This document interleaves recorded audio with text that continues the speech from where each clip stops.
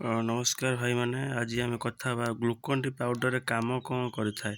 Glucon D powder କି energy powder ଯେଉଁମାନେ ଖରାରେ ଯାଉଛନ୍ତି ନିହାତି ଗୋଟେ ଗ୍ଲାସ୍ ପିଇକି ଯାଆନ୍ତୁ। ମିନିମମ୍ ଗୋଟେ ଗ୍ଲାସ୍ ପାଣିରେ କି 2 ଚାମଚ ପକାନ୍ତୁ।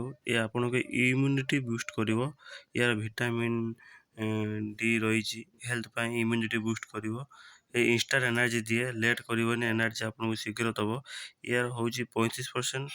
ଗ୍ଲାସର ୱାଟର 200 ml କୁ ପକେଇକି ଖାଆନ୍ତୁ, ଭଲ ଆସିବ। ୟାର ଯେଉଁ ରେଟ୍ ଆସୁଛି 135 ଟଙ୍କା ମାର୍କେଟରେ ଆସିଯିବ। ଡିସକାଉଣ୍ଟ 130 ଟଙ୍କା, 5 ଟଙ୍କା ଲେସ୍ ମିଳିଯିବେ।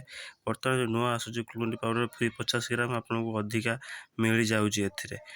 ୟାର ଆଉ ଗୋଟେ ଜିନିଷ ଆପଣ ଭଲ ଜାଣିପାରିଥିବେ, ଏହା ଯେଉଁ ଡ୍ରିଙ୍କିଂ ଯେଉଁ ଡବଲ ଗ୍ଲୁକୋନ୍ ଡି ଲେଖା ହେଇଛି, ୟାର ଇମ୍ୟୁନିଟି ଯେଉଁ ବୁଷ୍ଟ କରିବ, ବହୁତ ଶୀଘ୍ର ବୁଷ୍ଟ କରିବ। ଯେଉଁମାନେ ଖାଉଛନ୍ତି ୟାର ନିହାତି ଭାବରେ ୟାର ପ୍ରତିକାର ଜାଣିପାରିଥିବେ। ଯେଉଁମାନେ ଖାଉଛନ୍ତି ୟାର କେତେ ପ୍ରକାର ମାନେ ଉପକାର ମିଳୁଛି ସେମାନେ ଜାଣିଥିବେ। କାଲସିୟମ୍ ଯେଉଁ ରହିଛି, କାଲସିୟମ୍ ଯେଉଁ ସ୍ପଟ୍ ବୋଷ୍ଟ ହେଲ୍ଥ କରିବ।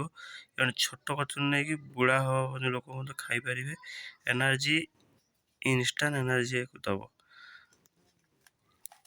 ୟାର ଯେଉଁ ରହିଛି, ୟାର ଯେଉଁମାନେ ବୟସ୍କ ଲୋକ ଖରାରେ ଯିବା ଆସିବା କରୁଛନ୍ତି ନିହାତି ଖାଆନ୍ତୁ। ୟାର ବି ଗ୍ଲୁକୋନ୍ ଡିର ୟାର ବି ପ୍ୟାକେଟ୍ ମ୍ୟାଙ୍ଗୋ ଫ୍ଲେଭର ବି ଆସୁଛି, ଅରେଞ୍ଜ ଫ୍ଲେଭର ଆସୁଛି ଓ ଲେମନ୍ ଫ୍ଲେଭର ବି ଆସୁଛି।